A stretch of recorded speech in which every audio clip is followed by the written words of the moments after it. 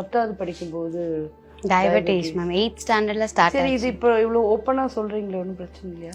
எனக்கு இதில் டயபெட்டிஸ் ஆக்சுவலாக வந்து நிறைய பேர் யோசிப்பாங்க அது கைண்ட் ஆஃப் பெரிய வியாதி, அது கைண்ட் ஆஃப் நம்ம நார்மல் லைஃப்பில் இருக்க ஒரு இதுதான்.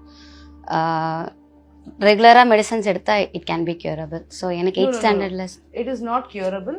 மேபி இட்ஸ் அண்டர் கண்ட்ரோலில் வச்சுக்கலாம்.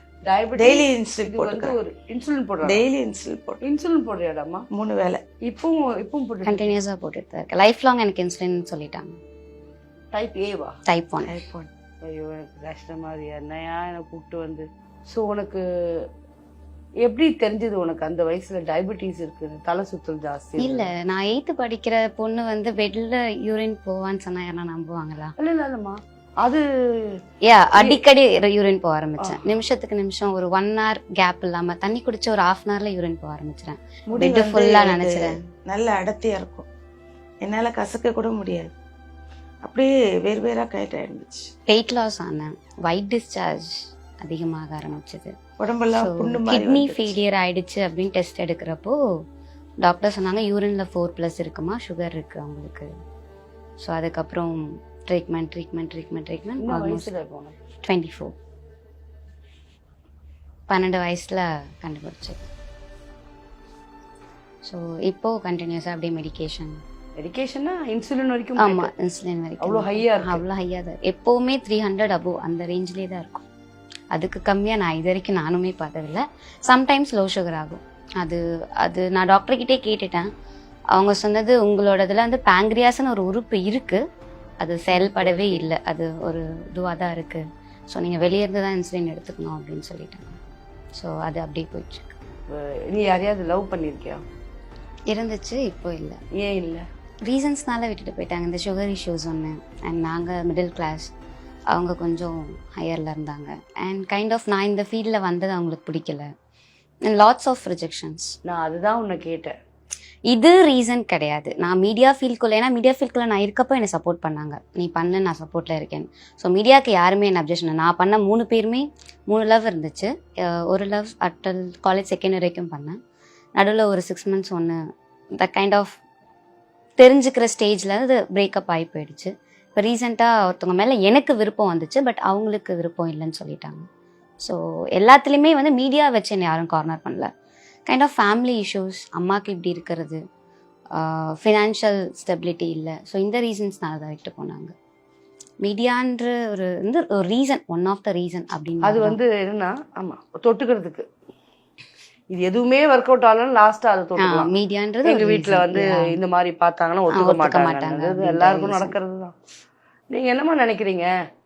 இப்போ இவளுக்கு ஹெல்த் இப்படி இருக்கு, இவ என்னன்னா இந்த மாதிரி போஸ்டிங்க போட்டுன்னு சுத்திட்டு இருக்கா, இவளுக்கு நாளைக்கு கல்யாணம் ஆகணும்மா? கண்டிப்பா. அது நீங்க என்ன நினைக்கிறீங்க? என்ன அட்வைஸ் பண்றீங்க அவளுக்கு? அவ வந்து என்ன சொல்றது, அவ நான் பண்ணுவேன்றா. நான் எனக்கு வந்து நம்பிக்கை இருக்கு, அவரை புரிஞ்சுக்கிற கணவர் வருவார் அப்படின்ற நம்பிக்கை எனக்கு இருக்கு. எனக்கு கேட்டுட்டு தான் இருக்காங்க மேரேஜுக்கு.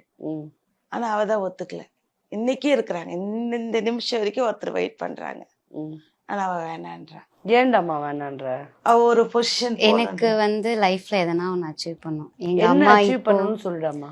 நம்மளுக்கு பொண்ணோட உயிர் முக்கியமா, அது முக்கியம்னு பார்த்தா எனக்கு பொண்ணு உயிர் தான் எனக்கு முக்கியம். ஏன் என்ன ஆச்சு? உயிர் போற அளவுக்கு என்ன? ஏன் அப்படின்னா, நான் இதை பண்ணுவேன், எனக்கு இதுதான் வேணும், இல்லைன்னா நான் எங்கள் வீட்டை விட்டு போயிடுறேன் அப்படின்னு சொல்லும் போது நான் பொண்ணை தான் பார்க்க முடியும். அதை பார்க்க எனக்கு, நான் வந்து 25 வருஷம் ஆகுது ஆண்டவரை ஏற்றுக்கிட்டு. இந்த பொண்ணு குழந்தையிலே நான் டான்ஸே கற்றுக் கொடுக்குறேன். ஏன்னா நான் டான்ஸர். நான் டான்ஸர் கற்றுக் கொடுக்கக்கூடாதுன்னு நினச்சேன். நான் கற்றும் கொடுக்கல, கிளாஸும் சேர்க்கலாம். ஆனால் அவளுக்கு அதில் தான் குழந்தையிலேருந்து அவளுக்கு அந்த மூமெண்ட் தான், டான்ஸு பாட்டு, இதில் தான் அவளுக்கு அதிக நாட்டம் இருந்தது. ஸோ அதனால் அவளுடைய ஒரு குறிப்பிட்ட வயசு வரைக்கும் என்னோட இதில் இருந்தா. ஸோ அதுக்கு இந்த சுகர் வந்ததுக்கு அப்புறம் அவளுடைய மன பாதிப்பு பட்டு கொஞ்சம். யாருக்கு சுகர்? அவளுக்கு சுகர் 10th படிக்கும் போதே அவளுக்கு சுகர் வந்தது. ஸோ அதில் தான் அவள் கொஞ்சம் பாதிக்கப்பட்டாள். அது சரி, குழந்தைன்றதுனால கொஞ்சம் நான் அப்போ இன்சார்லாம் பண்ண ஆரம்பிச்சிட்டேன். நான் போயிடுவேன், இல்லைன்னா நான் எதனா பண்ணிப்பேன்னு சொல்கிறப்போ என் பொண்ணு உசுறு தான் எனக்கு. ஏன்னா எனக்கு வந்து யாருமே கிடையாது. அம்மா அப்பா நான் சின்ன வயசுலேயே பார்த்ததில்லை. எனக்கு ஒரு அண்ணன் இருந்தான், அவன் எங்கே போனானே தெரியாது. சின்ன வயசுலேயே என்னை இட்டுன்னு போய் ஒரு வீட்டில் வேலைக்கு விட்டுட்டாங்க. தம்பி இட்டுன்னு போய் ஒரு மெக்கானிக் செட்டில் விட்டுட்டாங்க. அப்படி நான் வளர்ந்தவோ, கஷ்டப்பட்டு வளர்ந்தேன். அப்போ அந்த குழந்தை வளர்ந்தது அந்த நான் இருக்கிறது அந்த 2 பிள்ளைங்களுக்கோசம் தான்.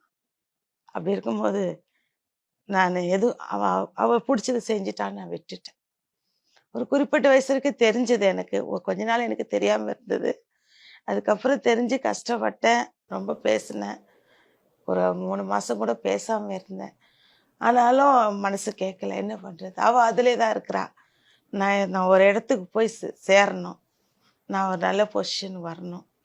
நான் அந்த ஒரு காரணத்துக்கும் சரி நல்ல பொசிஷன் வந்துட்டானா அப்போ இதெல்லாம் பேச மாட்டாங்க. பேச மாட்டாங்க. அப்போ என்ன சொல்கிறது, அப்போ அவளான்னுவாங்க.